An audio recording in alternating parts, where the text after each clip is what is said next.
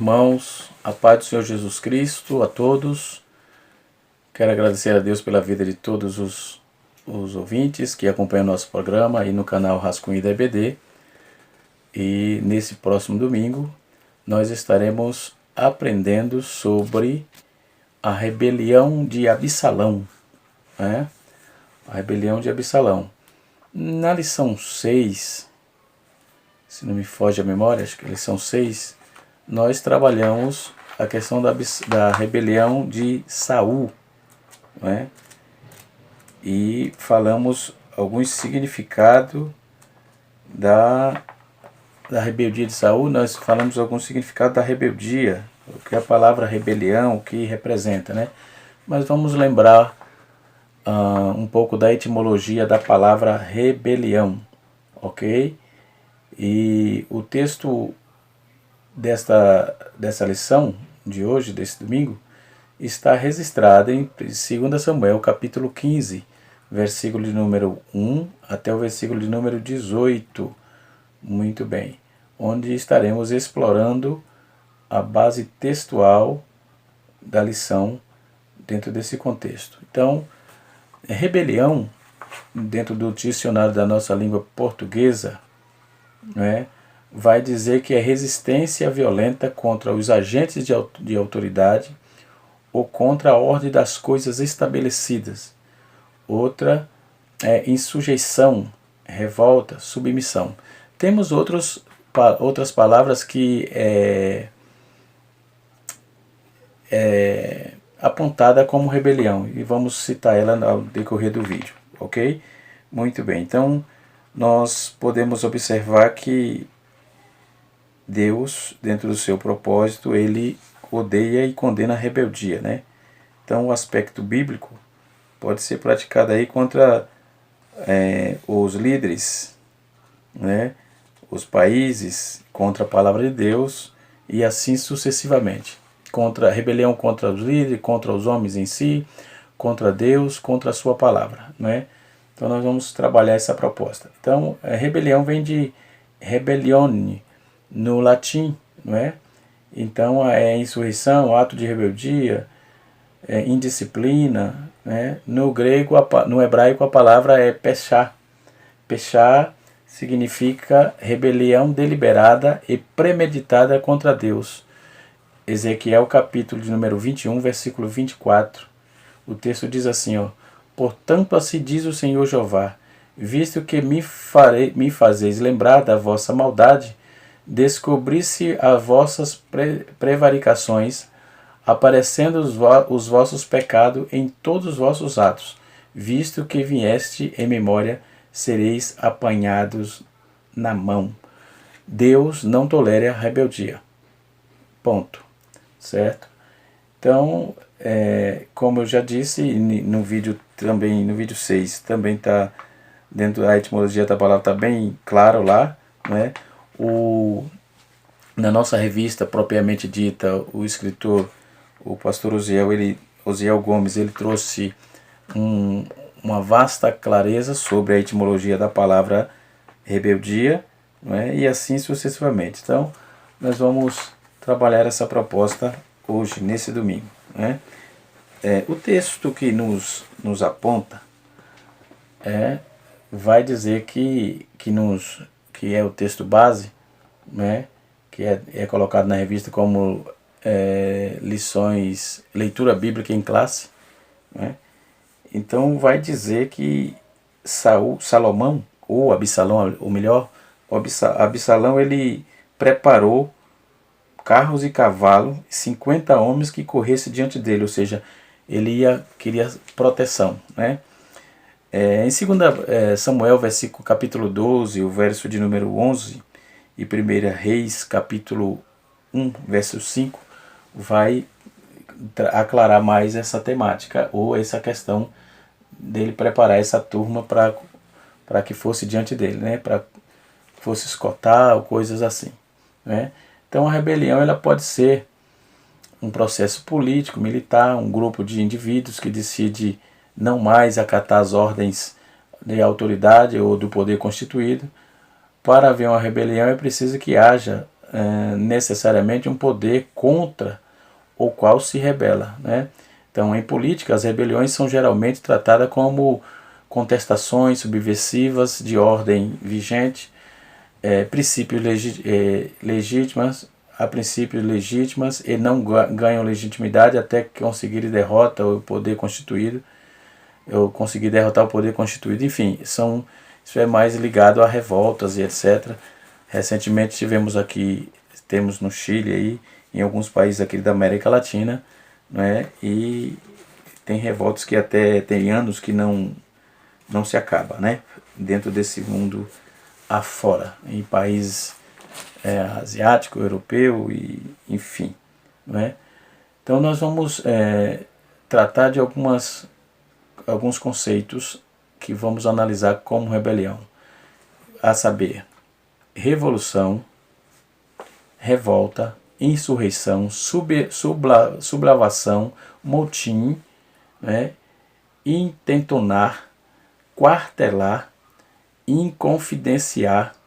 Todos esses três termos, intentonar, quartelar e inconfidenciar, são textos pejorativos, são no sentido pejorativo. Conjuração, conspiração, coluio, subversão, né? Tudo isso denota-se ao rebelde, né? Nós vamos encontrar os mais recentes rebeldes da sociedade, no conceito de se rebelar contra Deus. Nós vamos encontrar Clinton Richard Darkes, né? Ele, em 26 de março de 1942, ele fez um discurso contra Deus e escreveu material sobre isso, enfim. Então esse homem ele ficou notabilizado aí como um ateu, né? Até porque uma das qualificações que vem no tratado dele, na sua biografia, é ateólogo, né? Ateólogo. Então ele é anti-Deus, enfim, ele se rebelou propriamente contra Deus. Depois vamos encontrar outra personalidade, não é? Chamado de Michel Onfray. Michel Onfray, ele também se rebelou tudo quanto se tem acerca de Deus, as escritas, a Bíblia, enfim. Na época ele tinha 46 anos de idade, não é? Então ele fez um ataque pesado dentro do conceito Deus, né? E dentro do conceito monoteísta, ele diz que os três grandes religiões monoteístas diz que extrai discurso pacifistas, amoroso, mas na verdade são rancorosos, são nocivos e perigosos. E ele cita o cristianismo, o islamismo e o judaísmo. Então esse camarada, esse cidadão aí, realmente ele trouxe, queria comprar briga com as religiões que eu acabei de citar, não é? Então eles são exemplo de rebeldia pós-moderna, né?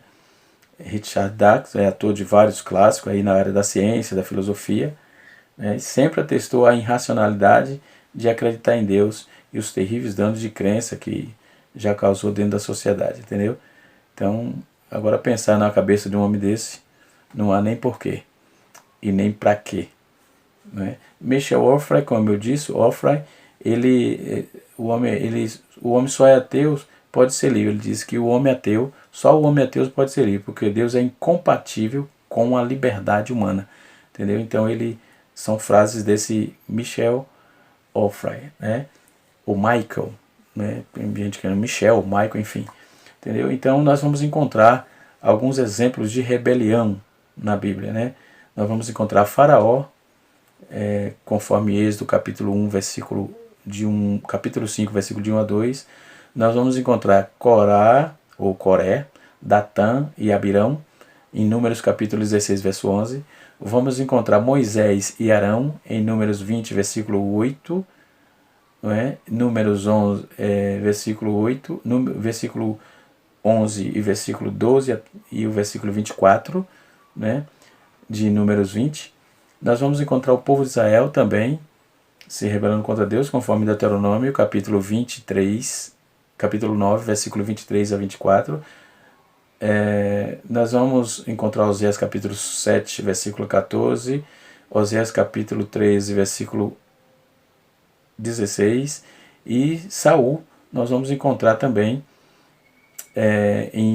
conforme já disseram, na lição 6 tratamos disso, 1 Samuel capítulo 15, versículo 9 e versículo... E nós vamos encontrar outro capítulo 15, versículo 9 e 12. Nós vamos encontrar também Jeroboão. Jeroboão se rebelou também contra Deus, enfim.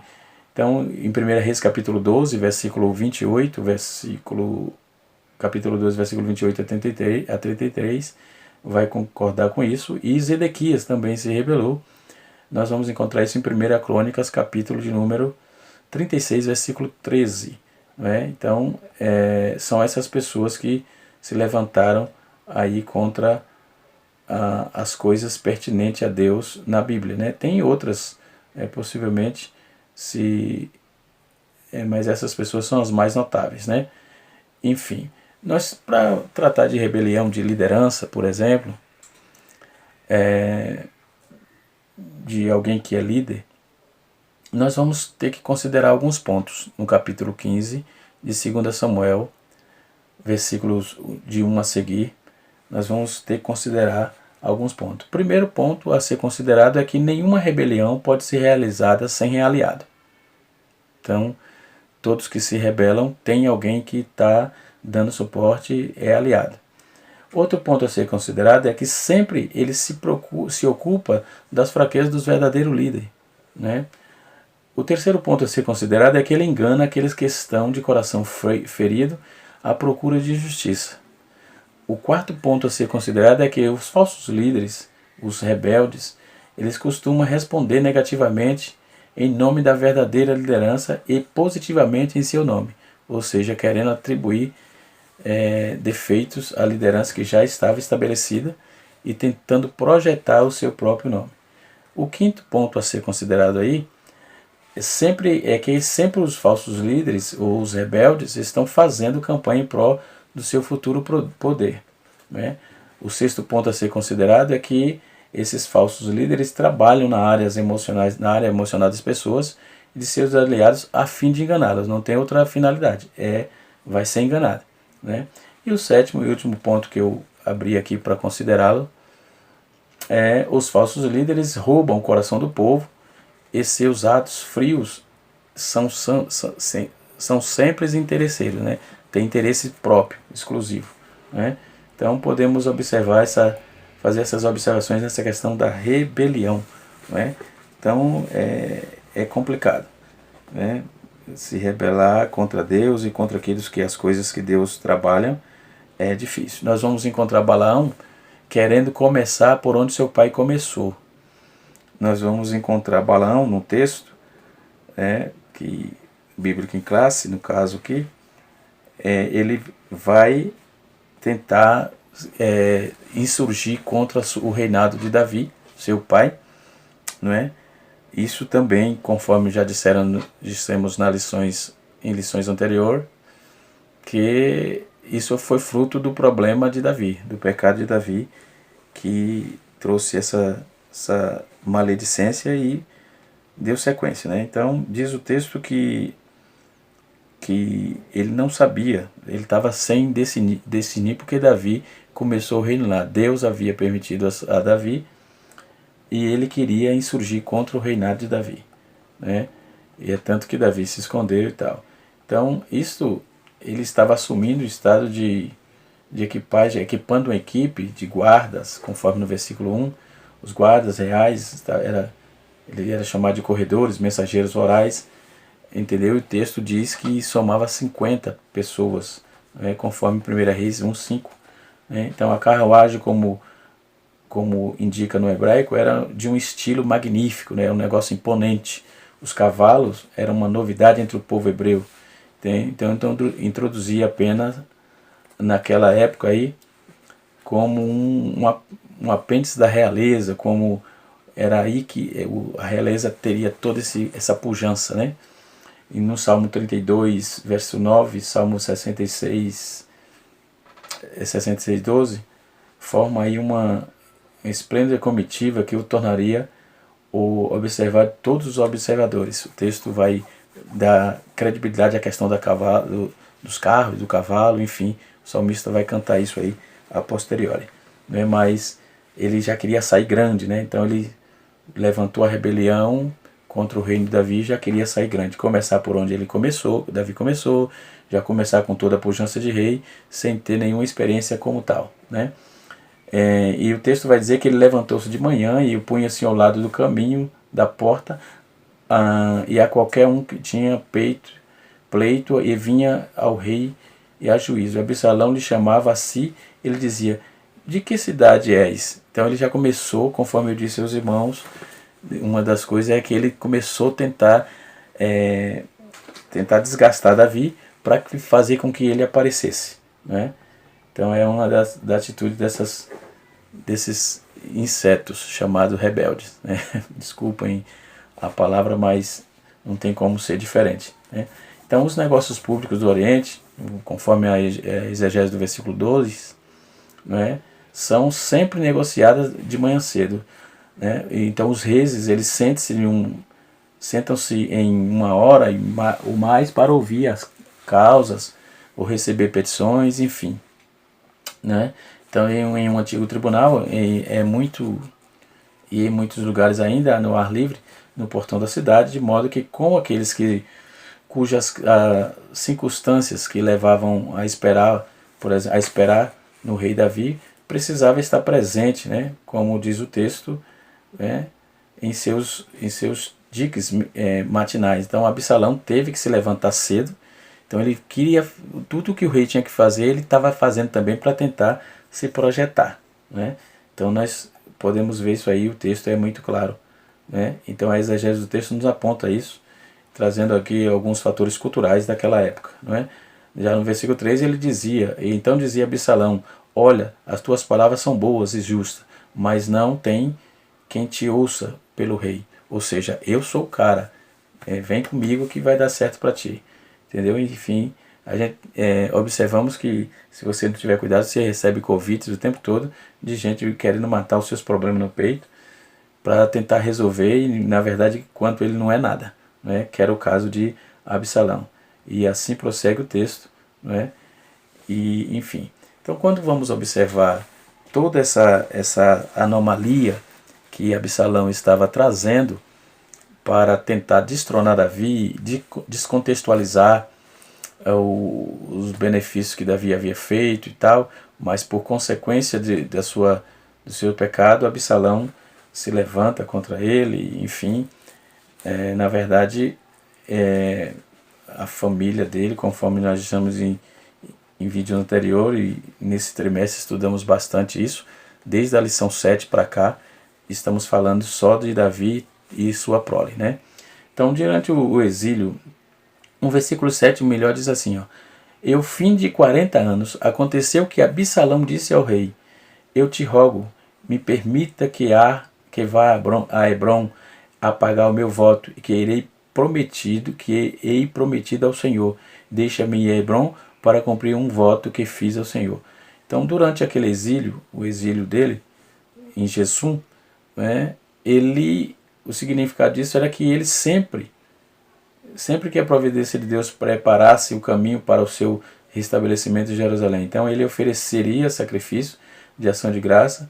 Hebrom foi o local escolhido para fazer essa execução, ou seja, ele queria começar como Davi começou, né? Então desse voto, aparentemente como sendo o seu lugar de origem, né? No capítulo 3, versículo 3 de 2 Samuel, vai nos dar base para isso, né? Ou vai confirmar, ou melhor. Então é um famoso alto lugar onde os sacrifícios eram frequentemente oferecidos e tal. Isso já falamos também sobre como Davi começou a reinar em Hebrom, né? Então era oferecido antes no templo, antes do templo ser construído e tal. Então era oferecido o sacrifício ali. Ele queria fazer do mesmo jeito. Então se o rei permitisse, dava legalidade para a sua rebeldia, para o início, né? Então, se o rei permitiu, se alguém questiona, não, ele me permitiu, eu estou aqui porque o rei me permitiu, a autoridade máxima me permitiu que fizesse ou que estivesse nesse lugar. Então, dentro dessa proposta toda, ele queria tentar amarrar a sua rebelião junto a uma legalidade inexistente, queria criar uma ilegalidade inexistente, né? E assim sucessivamente. Então o versículo 11 diz assim: foram com Absalão 200 homens de Jerusalém, por ele convidados, os quais iam em sua ingenuidade, sem saber de nada. Então observe que eu falei para os irmãos sobre os 7 pontos que observamos logo no início do vídeo, não é? Então observe que ele sempre queria estar tentando engodar as pessoas, os convidados, né? E eles não sabiam para que estavam indo ali, enfim. Então ele fez aquela campanha danada em seu favor para que subisse e que ele mostrasse assim uma representatividade, né? Então esse problema no meio de líderes é complicado, né? Não tem aprovação de Deus nenhuma. Ou mais cedo ou mais tarde vai se desmoronar, porque Deus não folga com esse tipo de problemática, tipo de pecado, né? Então, de sua qualidade, reputação, posição de destaque, como criariam, por exemplo, a impressão de que o rei patrocinava um movimento, ou seja, se eu subo para Hebron com essa turma de gente, é o rei que está me dando autonomia, então eu vou legalizar, vai ficar legalizado a minha rebeldia, chego lá, a gente toma tudo, e foi ele que mandou mesmo, chega lá, já era, entendeu? E é complicado, ele montou esse tipo de armadilha aí, de emboscada, enfim, né? Isso é chamado mais clássico de insujeição, né? Ele não queria ser sujeito, então, mas ele montou uma maquiagem para tentar usurpar, né, aquilo que era de Davi, por direito e por lei. Deus havia dado e chamado Davi, como nós sabemos isso, de forma à exaustão, né? Então o rei patrocinava aquele movimento, e estando velho e enfermo, ele estava disposto a adotar um filho mais velho, mais nobre, e dividir com ele as preocupações e honra do governo. Era essa a ideia, o pensamento de Absalão. Também, versículo 2 diz assim: também Absalão enviou por Aitofel, o gilodita do conselho de Davi, a Gilo, na sua cidade, enquanto fazia seu sacrifício.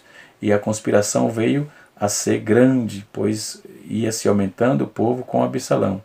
Entendeu? Então, permitiu, houve problema, né? Davi permitiu que ele foi e mandou conselho lá, e esse Aitofel é um problema, né?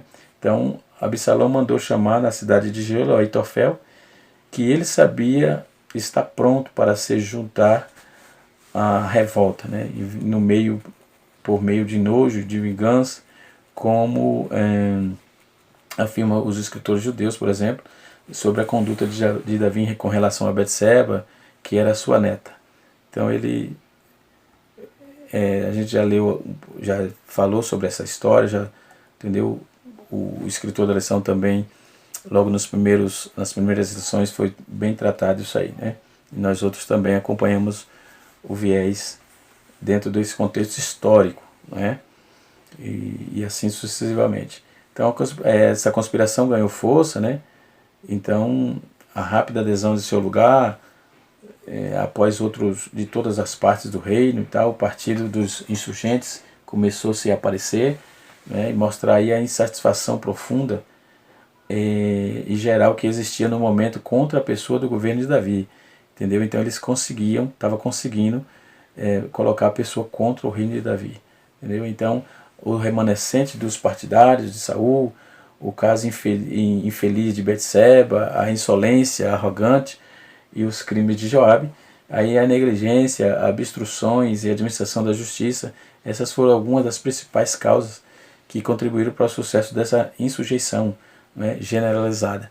Então eles foram pegando pontos negativos e foram colocando, não é, até tomar todo e proliferar tudo aquilo, né? Então aí Absalão, ele nos versículos subsequentes, Davi, já ansioso pela preservação da cidade, ele havia embelezado e esperançoso de um maior apoio de todo o país, né? Sabiamente ele resolveu deixar Jerusalém, né? Então ele deixou Jerusalém. Se ele não deixa Jerusalém, era complicado, né? Aí o texto vai dizer no versículo 18 que todos os servos que passeavam ao seu lado com todos os quereteus, peleteus e todos os giteus, 600 homens que havia sido a pé, que havia vindo a pé desde Gate, iam diante do rei, e os 600 gatistas. Esses eram um corpo de guarda, né, estrangeiros, nativos de Gate, né, a quem Davi, quando na região dos filisteus, alistaram. Lembro que nas revistas, nas lições anteriores, eu abordei aqui sobre esses estrangeiros, né? Esses estrangeiros, inclusive citei até o caso de Urias, né? E assim sucessivamente. O escritor também abordou isso, enfim, vários comentaristas trabalhou também a proposta, né? Então alistaram o seu serviço e mantinham-se em torno de sua pessoa, dirigindo ao seu comandante. O nome do cidadão era Itaí, e ele fez um julgamento em busca de sua fidelidade ao ordená-los, né? No capítulo 15, versículo 19, ele permanece aí com o rei, conforme está escrito. Aí diz o versículo 19 assim: E disse o rei a Itaí, Giteu, para que vem tu também convosco? Volta e fica com o rei, porque tu és estrangeiro, desterrado também de teu lugar. Entendeu? E assim foi toda a forma arquitetada para deliberada aí por conta de própria e de Saul, né? Vamos trabalhar também, para fechar aí e o vídeo não se alongar, algumas personagens que se rebelaram contra Deus, alguns homens, né, governos e etc., que não era do bíblico, né? Pessoas que se levantaram contra Deus para tentar denegrir todo o conteúdo, todo o contexto das coisas pertinentes a Deus, né? Então nós vamos trabalhar a rebelião do homem, por exemplo. Então homens que se levantaram contra Deus, mas pode ter certeza que a ira de Deus vai se levantar contra ti. Ele vai varrer. Se levantou contra as coisas que é de Deus, não tenha dúvida. A Bíblia diz que pecado de rebelião é como que pecado de feitiçaria, né? Então não há a esperança do rebelde é o perdão e se arrepender, mas geralmente eles não fazem, né? Então vamos a alguns homens, alguns impiedosos homens que se levantaram contra Deus. Quando vamos falar desses homens, vamos lembrar de Stalin, de Mao Tse-tung, né? Vamos lembrar de Friedrich Nietzsche, né? Vamos lembrar de Jean-Paul Sartre, John Lennon, um cantor. O Nietzsche disse assim, que é 100 vezes mais, o budismo é 100 vezes mais realista que o cristianismo, né? O cristianismo, entre aspas, ele diz que entre parênteses, ele coloca que é o anticristo, né? Para mim, o ateísmo não é menos, não é nem uma consciência, nem menos um fato novo. Existe comigo por instinto, né? Então ele falava isso, entendeu? O Friedrich Nietzsche. Tem o francês Paul Sartre, ele afirmava que o ateísmo é a convicção de que o homem é o criador, mas está abandonado, entendeu? O homem está abandonado sozinho no mundo, né? E o seu sentido é mais profundo em desespero. Então, pode observar as instituições desses homens, né, que já estão na tumba fria e que no juízo vão prestar conta das suas maledicências, né? Já em 1966, John Lennon, ele declarou que os Beatles era mais famoso, mais popular do que Jesus, né? Então, ele dizia que era mais popular do que Jesus, do que Maomé, e do que Buda, enfim, todos os outros que tinham aí falado que seja certo, os Beatles é muito mais poderoso. Então, o que aconteceu com ele? Desceu a tumba fria. Então, rebelde não tem vez, ok? Rebelde não tem vez. Rebelde vive dentro de leis infames, dentro do conceito humano, humanista, relativista, né? Tudo para esses fundamentalistas ateu, né? Que é sem Deus, não tem conceito de Deus, enfim. Então tudo isso foi impregnado dentro desse texto, que Absalão se insurgiu contra o reino de seu pai. Absalão no hebraico quer dizer pai é de paz. O pai é de paz. era o terceiro filho de Davi, seu único filho, de Maaca, filha de Talmai, rei de Gessum. A referência está aí contida aí em 2 Samuel 3:3. Ele foi nascido aproximadamente 1000 anos antes de Cristo. Era admirado por sua beleza, tinha uma beleza sem defeito. Salomão ou Absalão era um homem de muita, né, de muita beleza. Nós vamos encontrar outro Absalão. Não tem só esse não. Mas alguns historiadores e arqueólogos afirmam que esse outro Absalão, ele é o mesmo, né? Embora o texto está em 2 Reis, se me foge da memória, né?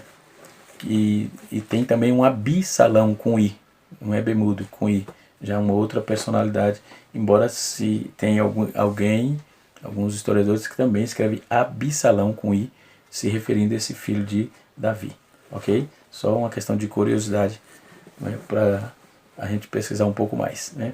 Então o persa, todo esse contexto, sua beleza, era distinguido por sua longa, vasta cabeleira. Segundo alguns estudos, diz que pesava 2,2 kg, outros diz que pesava 1,1 kg, outros diz que pesava quase 3 quilos o seu cabelo, entendeu? Os registros a respeito variam, né? A Septuaginta mesmo aponta que é 1,1 kg. Então a poligamia produziu seus frutos fatais, engendrando esse ciúme entre as famílias, entendeu? Porque Davi era polígamo, então trouxe vários problemas. Geralmente os filhos dele eram meio-irmão, filho de Davi, mas filho de outra mãe, e assim sucessivamente. Então trouxe uma lassidão sexual, fomentado aí a paixão de Davi, que terminou aí com o adultério e o homicídio, e conforme já falamos na lição passada sobre os problemas de Davi, entendeu? No caso de Tamar, a narrativa dela, Maaca teve uma filha, né? O nome dela era Tamar, que se tornou uma bela mulher, que foi estrupada pelo seu irmão mais velho, a saber, Amon, conforme está escrito no capítulo 13, verso de número 1 a 20, né? Cerca de 1050 a.C. Absalão planejou vingar-se, né? E esperou por 2 anos. Então convidou todos os filhos de Davi para uma festa chamada Festa das Tosquias das Ovelhas, em Baal-Hazor, perto de Efraim, e foi em meio à festa com a comida e bebidas que mataram a mãe. Então eles forjaram toda aquela festa para matar o seu irmão, né? Então de lá Absalão foi para Gessum e ali permaneceu por 3 anos com seu avô, o rei Talmai, conforme 2 Samuel, versículo número 13, até o versículo de número 30, capítulo 13, versículo 30 a 38, não é? E assim sucessivamente. Poder ajudar os nobres mestres. Se você gostou, deixa o seu joinha aí. Você pode se inscrever no canal e compartilhar com seus amigos e irmãos da nossa ordeira e boa Assembleia de Deus e as demais denominações que usa a nossa revista. Deus abençoe a todos, fiquem na paz do Senhor e até a próxima aula, onde estaremos estudando sobre a velhice de Davi. Tá certo? Deus abençoe a todos, um abraço a todos, no nome de Jesus. Antes de terminar, quero deixar aqui um abraço ao pastor Levi Porfírio, da cidade de Ferraz de Vasconcelos, bem como o pastor dirigente da congregação do Parque Santo Antônio, em Ferraz de Vasconcelos, o pastor Gilvaí Oliveira. Deus abençoe os irmãos e a sua respectiva família e a igreja amada que está sob os seus cuidados. Também deixo aqui um abraço ao pastor Leônidas, pastor presidente das Assembleias de Deus, Ministério de São Miguel Paulista, aqui na cidade de São Paulo. Deus abençoe a todos em nome de Jesus.